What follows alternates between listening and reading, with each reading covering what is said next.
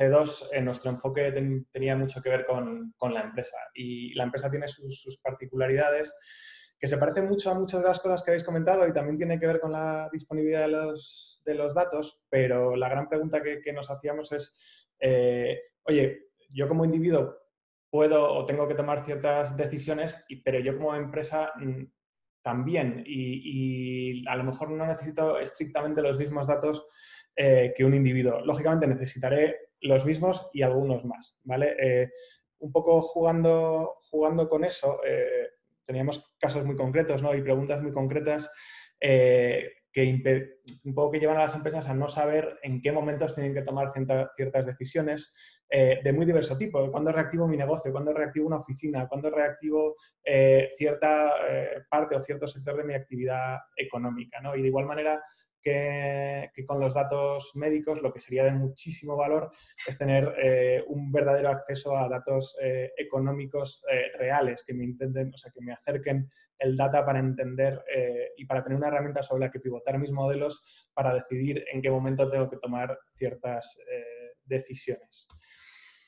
Entonces, nuestra apuesta al final, visto que no encontrábamos ninguna herramienta que supliera de manera global y en un solo centro una respuesta unificada a la falta de datos para la toma de decisiones, es precisamente construir una herramienta que pueda servir para esto. Lo habéis comentado de muchas maneras y al final lo que vamos a necesitar, además de nosotros poner la mesa, como quien dice, para que toda esta compartición pueda ejecutarse, es que todas las compañías y salvando grandes problemas que luego tocaremos ligeramente, podamos aportar nuestros datos de una manera anónima, anonimizada y siguiendo ciertos estándares de compliance para que el resto de la comunidad empresarial pueda nutrirse de esos datos, salvando lógicamente las suspicacias de competencias y demás, que tenemos ahí un gran reto para poder tomar decisiones de muy diverso tipo, ¿no?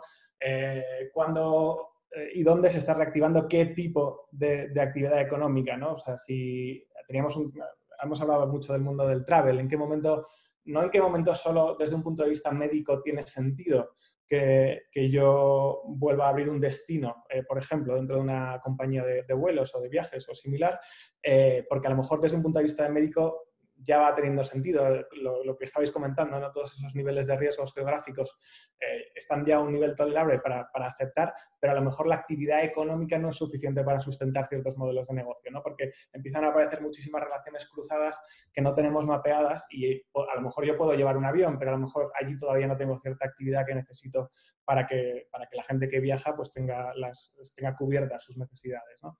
Y surgieron un montón de preguntas en torno a este tipo de cuestiones y es ahí un poco donde queremos focalizar, ¿no? Pues eso, aquí veis algunos de los ejemplos y muy abierto, ¿no? También podemos mezclar demandas y ofertas de empleo. Necesitamos mucha información para que las empresas puedan ya construir sus modelos sobre eso o tener sobre todo no sé si en este caso una API, pero sí una fuente de datos consultable sobre la que poder digamos, apoyarse para tomar decisiones empresariales un poco más complejas, ¿no? ¿Qué tenemos en la cabeza, ¿no? ¿Qué estamos pensando? Pues estamos pensando en un proceso de tres fases muy diferenciadas y muy fáciles de entender. O sea, necesitamos, lógicamente, acceso a las fuentes de datos y hemos priorizado una serie de ellas que creemos que podrían dar un valor tremendo a este tipo de decisiones. Las más evidentes para nosotros era la información de transacciones, ¿no? Ahí teníamos comercios, tarjetas de crédito, aseguradoras, datos que nos permiten entender de una manera, digamos, por sectores o por áreas económicas, qué está pasando, pero siempre con un valor geográfico, ¿vale? El reto un poco y el enfoque que siempre le hemos dado a esto es entender si en Valencia las cafeterías empiezan a estar en marcha, si la actividad de retail en Asia empieza a reactivarse, poder entender con un nivel, digamos, con un nivel de zoom diferente y elegido por el usuario, qué tipo de dato, de qué sector y en qué zona necesito para tomar ciertas decisiones, ¿no? Eso serían, lógicamente ahí necesitamos integrar todas las fuentes de información que podamos y el reto ahí es muy grande y el planteamiento es muy abierto. O sea, creemos que nos encantaría que fueran las propias empresas, compañías y owners del dato los que de alguna manera hicieran el esfuerzo de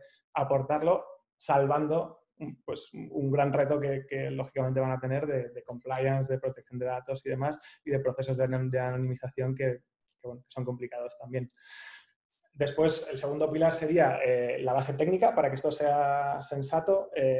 Lógicamente no es lo mismo indexar contenidos que alojar contenidos y no me quiero meter, ya sabéis que, bueno, es que yo soy técnico y aquí he disfrutado mucho, pero tampoco quiero ser muy pesado con esto. Ahí hay una serie de retos que tenemos que salvar. Hemos pensado en un modelo blockchain pues de almacenado de información, con algún ejemplo que podéis ver ahí, porque creemos que es vital que sea la comunidad la que garantice que los datos siguen intactos y no se han corrompido ni se han alterado con ninguna finalidad. Y para eso, pues, una red abierta basado en un modelo de bloque puede tener sentido, pero queda mucho que explorar ahí. Y por último, lo que necesitaríamos es una gran herramienta de explotación, ¿no? Lo que necesitamos es una herramienta que nos permita navegar entre toda esta nube inmensa de datos, en el mejor de los casos, que nos permita hacer queries de una manera ágil y rápida para extraer los datasets.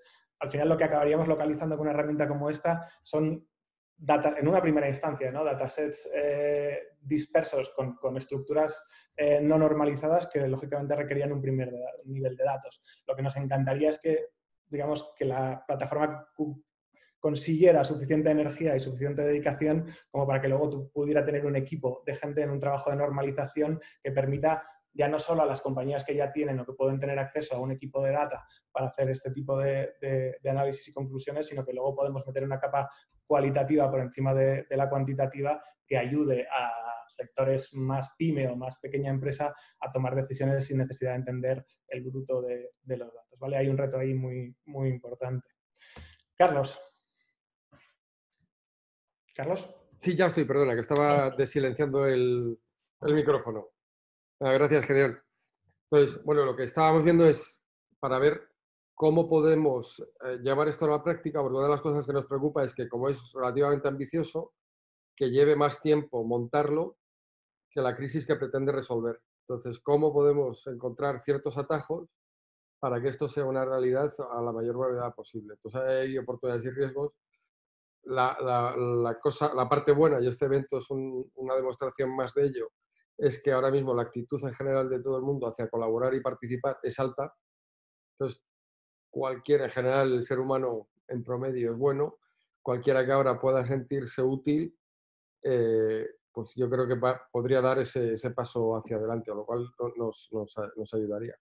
Por el lado negativo, claro, si queremos que los grandes tenedores de datos, que serían quienes nos ayudarían en principio a acelerar esto, pues que vean una amenaza del hecho de hacer público su información, junto con la ley de protección de datos, privacidad, etcétera, y todo esto. Entonces, todo eso habría que resolverlo. Algunas de las ideas que hay encima de la mesa es un quid pro quo, es decir, que el que participe deje accesible para que no haya free riders, que el que participe conceda datos y pueda absorberlos a su vez. Y cosas de ese estilo.